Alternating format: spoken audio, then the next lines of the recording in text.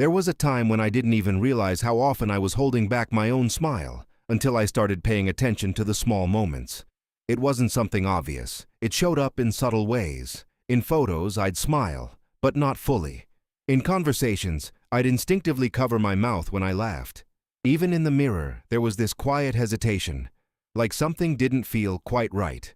And the strange part was, I couldn't point to a single moment when it started. It just became part of my behavior. Because when your teeth begin to lose that natural brightness, when they slowly take on that yellowish tone, it doesn't just change how they look, it changes how you feel. And if you've ever caught yourself adjusting your smile without thinking, you know exactly what I mean. At first, I tried to ignore it. Then, I tried to fix it.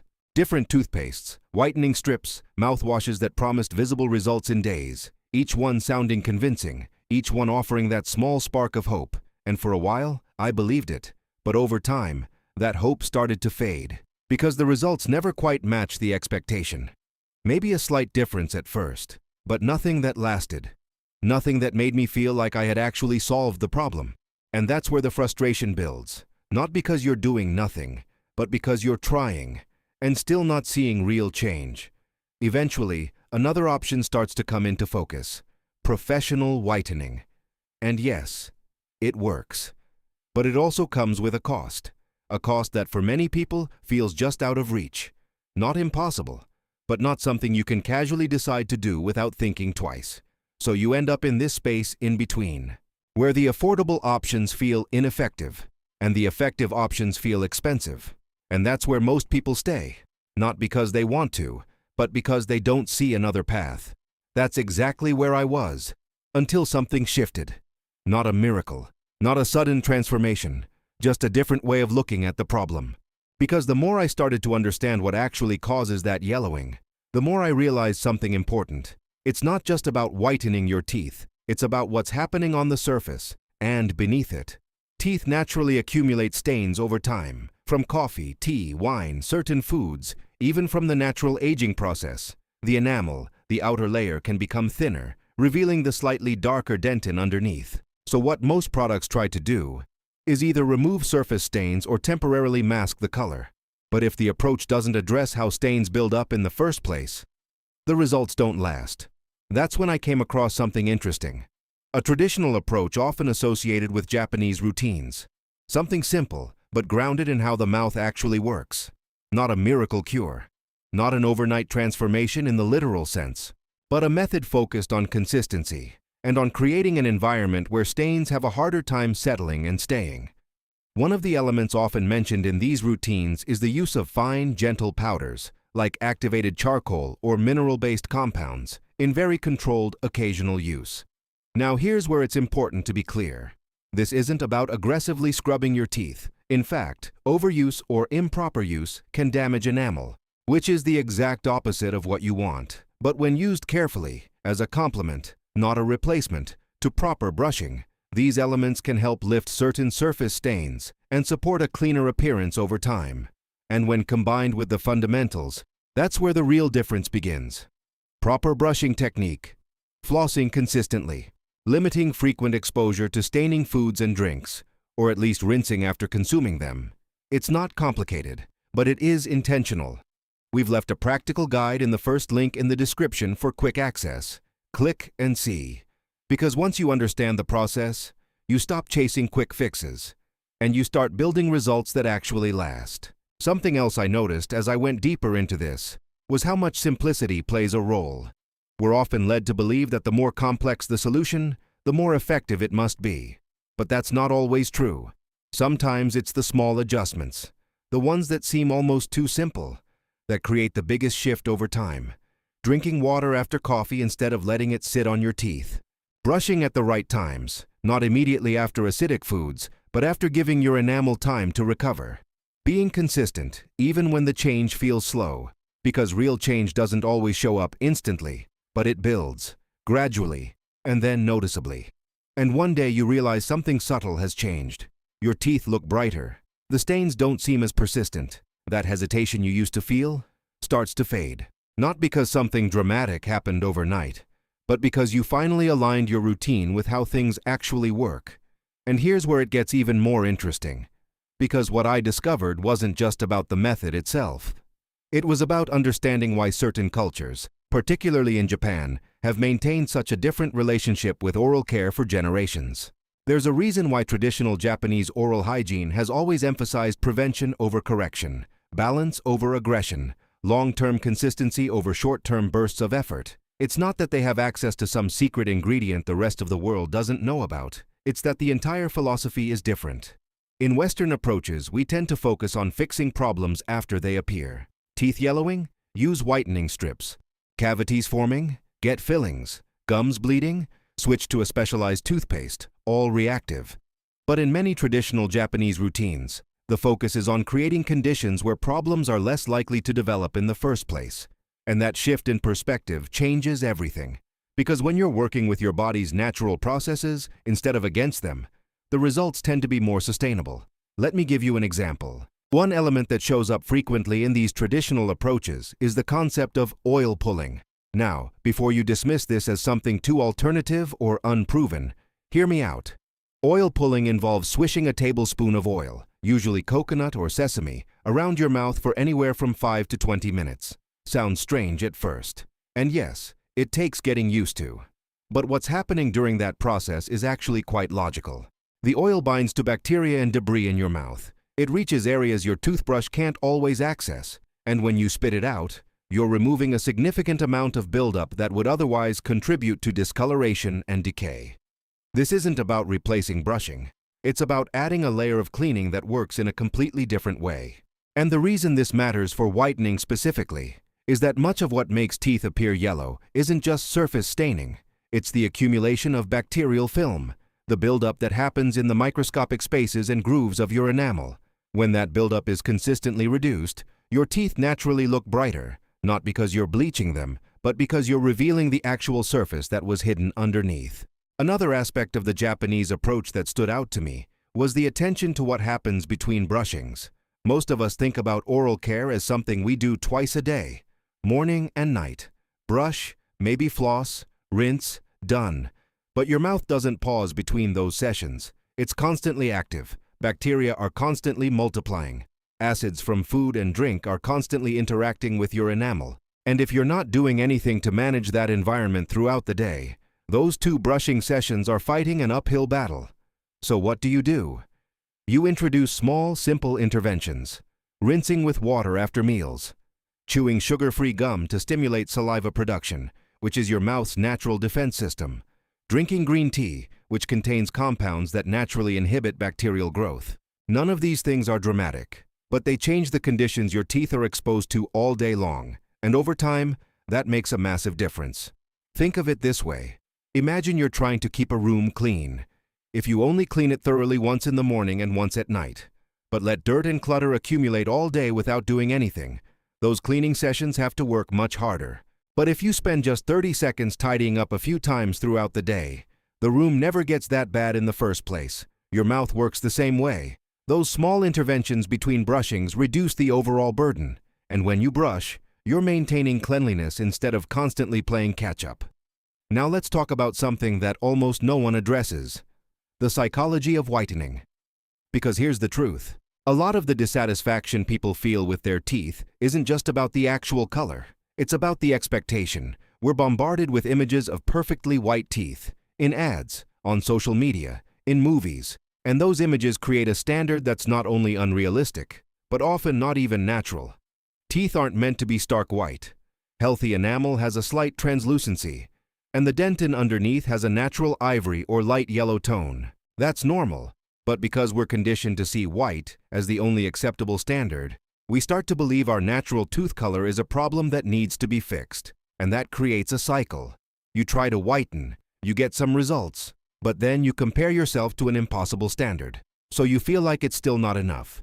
You try something stronger. Maybe it works a bit more, but now your teeth are becoming sensitive, or the results are uneven, or they start to look almost translucent in certain lighting, and you realize you've been chasing something that was never the goal in the first place. So here's where a shift in perspective helps. Instead of aiming for the whitest possible teeth, aim for the healthiest version of your natural shade. Because when your teeth are truly healthy, when the enamel is strong, when there's no buildup. When your gums are in good condition, they naturally look better, brighter, cleaner, more alive. Not because you forced them to be something they're not, but because you removed the things that were dulling them. That's the difference. And that's what the Japanese approach really emphasizes. Not artificial enhancement, but optimal natural condition. We've left a practical guide in the first link in the description for quick access. Click and see. Let me share something else that changed how I think about this. The role of diet. Not in the way you might expect. Yes, certain foods stain your teeth. Coffee, tea, red wine, berries, tomato sauce. We all know the usual suspects. But here's what's less talked about. The foods that actually help. Because just as some foods contribute to staining, others help neutralize acids, stimulate saliva, and even gently polish your teeth as you eat them. Crunchy vegetables like celery, carrots, and apples. They act like natural toothbrushes, scrubbing your teeth as you chew.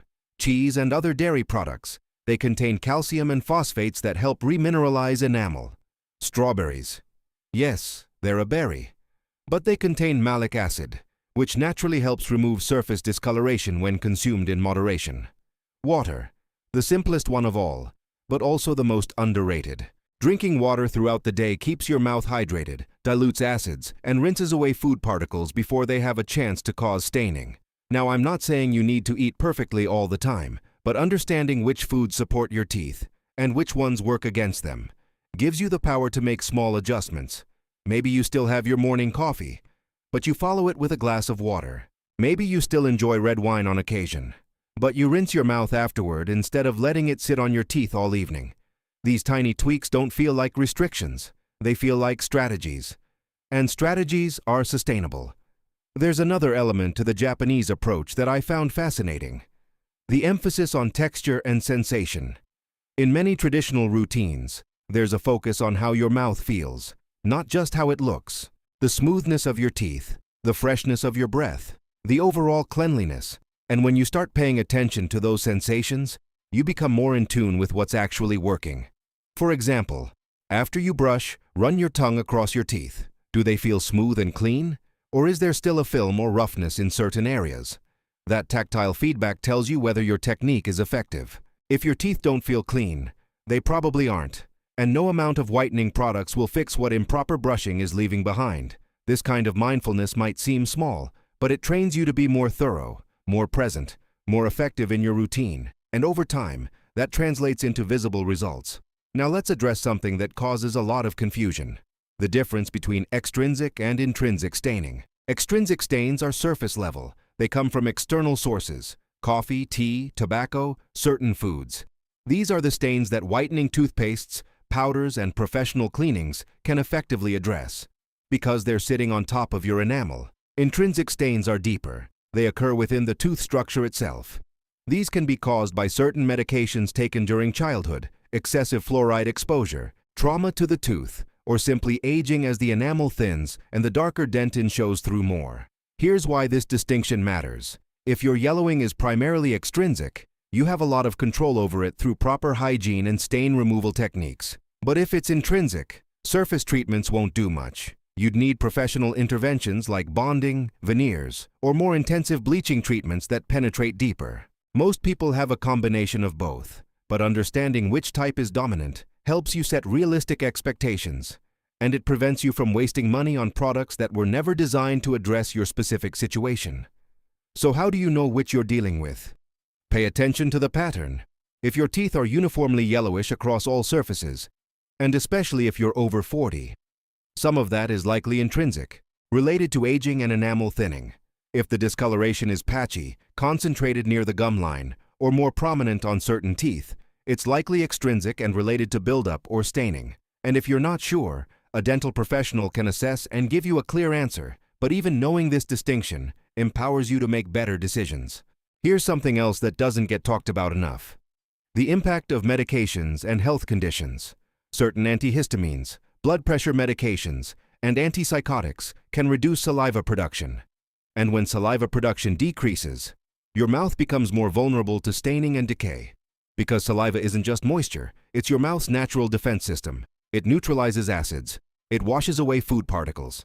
It delivers minerals that strengthen enamel, Without adequate saliva, everything becomes harder. Your teeth stain more easily, they're more sensitive, they're more prone to cavities. So if you're on medications that cause dry mouth, you need to be even more proactive. Drink more water. Use a humidifier at night. Consider saliva substitutes or stimulants if recommended by your dentist. Chew sugar-free gum to encourage natural saliva flow. These aren't optional extras. They're necessary compensations for a system that's been compromised. Similarly, conditions like acid reflux can expose your teeth to stomach acid, which erodes enamel and makes teeth more susceptible to staining. If you deal with reflux, managing that condition isn't just about digestive comfort. It's about protecting your teeth. Again, it all comes back to the same principle. Your oral health is connected to everything else.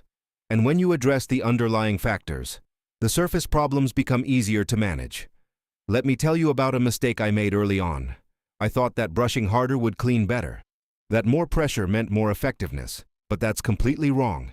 In fact, brushing too hard is one of the fastest ways to damage your enamel and irritate your gums. It wears down the protective layer. It causes gum recession. And ironically, it can make your teeth look more yellow over time. Because as you wear away the enamel, you expose more of the darker dentin underneath. So you end up creating the exact problem you're trying to solve. The right approach is gentler. Use a soft bristled brush. Hold it lightly, like you're holding a pencil, not a hammer. Let the bristles do the work. Small circular motions or gentle back and forth strokes. You're not scrubbing a floor, you're caring for a delicate surface. And when you make that shift, your teeth actually stay healthier and look better in the long run. This connects to another important point. The tools you use matter more than you might think. Not all toothbrushes are created equal, and not all toothpastes serve the same purpose. For whitening specifically, you want a toothpaste with mild abrasives that can lift surface stains without being so harsh that they damage enamel. Look for ones that contain baking soda or hydrated silica. Avoid anything with large, gritty particles. And be cautious with charcoal-based products. Yes, activated charcoal can help remove surface stains. But many charcoal toothpastes are too abrasive for daily use. They can scratch your enamel over time. So if you use them, do so sparingly, once or twice a week at most. And always follow up with a fluoride toothpaste to help remineralize your enamel. As for toothbrushes, electric brushes tend to be more effective than manual ones. Not because they're inherently better, but because they enforce better technique. They move at the optimal speed. They often have timers to ensure you brush for the full 2 minutes, and they remove more plaque with less effort. But if you prefer a manual brush, that's fine. Just make sure it's soft bristled, and replace it every 3 months, or sooner if the bristles start to fray. Because a worn-out brush doesn't clean effectively. It just goes through the motions without delivering results. Now let's talk about timing again, but in a different context. The timing of when you consume staining foods and drinks can make a difference. If you're going to have coffee, it's better to drink it with a meal than on an empty stomach between meals. Why? Because eating stimulates saliva production, and that extra saliva helps neutralize acids and wash away staining compounds before they settle on your teeth. Similarly, if you're going to drink something acidic, like soda or citrus juice, using a straw minimizes contact with your teeth. Not completely, but significantly. These are small tactics, but they add up. Because whitening isn't just about what you do to your teeth. It's also about what you prevent from happening to them in the first place. Here's a truth that might be uncomfortable, but it's important to acknowledge. Some degree of yellowing is inevitable as you age. Your enamel naturally wears down. Your dentin naturally darkens slightly. These are biological realities, and fighting them with extreme measures can do more harm than good. So the goal isn't to have the same teeth at 50 that you had at 20. The goal is to have the healthiest, brightest version of your teeth at every stage of life. That means accepting some natural changes, while still taking proactive steps to minimize unnecessary discoloration. It's a balance, and finding that balance is where real confidence comes from. Because confidence doesn't come from perfection. It comes from knowing you're doing what's right for your body and feeling good about the effort you're putting in. We've left a practical guide in the first link in the description for quick access. Click and see. Let's talk about professional treatments for a moment, because they do have their place. If you have a special event coming up, a wedding, a reunion, an important presentation, and you want a quick boost, professional whitening can deliver that.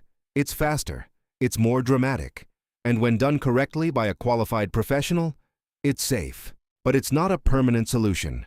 The results will fade over time, especially if your daily habits don't change. So even if you choose to invest in professional whitening, you still need a solid at-home routine to maintain those results. Otherwise, you're just resetting the clock temporarily, only to end up back where you started a few months later. That's why the foundation always comes back to the basics. Consistent brushing, proper flossing, managing your diet and lifestyle factors. Those are the things that determine your baseline. Everything else is supplementary. Here's another layer that's rarely discussed. The emotional side of this. Because yellowing teeth don't just affect how you look. They affect how you show up in the world. They influence whether you speak up in meetings, whether you laugh freely with friends, whether you feel comfortable making eye contact. These aren't small things. They're the building blocks of how you experience your life. And when something as simple as the color of your teeth is holding you back, that's worth addressing. Not because you need to meet some external standard of beauty, but because you deserve to feel comfortable in your own skin, to smile without hesitation, to be fully present without worrying about what people might be noticing. That's what this is really about. Not vanity, freedom. And the Japanese approach speaks to that. Because it's not about chasing perfection. It's about cultivating a sense of well-being, where your oral care isn't a source of stress or insecurity, but a simple, sustainable part of your daily life. Something you do because it feels good, because it works, because it aligns with who you are and how you want to live. That's the shift. From external pressure to internal alignment, from quick fixes to lasting practices, from frustration to clarity. And once you make that shift, everything else falls into place. The yellowing fades, the confidence returns, the smile comes back. Not because you forced it, but because you created the conditions for it to happen naturally. So if you've been struggling with this, if you've tried product after product without lasting results, if you've felt that quiet frustration of doing everything right and still not seeing the change you want, maybe it's not about trying harder, maybe it's about trying differently, understanding the process, working with your body instead of against it, and giving yourself the time and consistency needed for real, sustainable results. Because they will come, not overnight, but steadily. And when they do, you'll realize it wasn't about the teeth at all. It was about reclaiming that freedom to smile without thinking twice. If this made you see things from a new perspective, subscribe to the channel, because this is just the beginning. And the more you understand these small, often overlooked details, the easier it becomes to take control of your smile and feel comfortable sharing it without hesitation.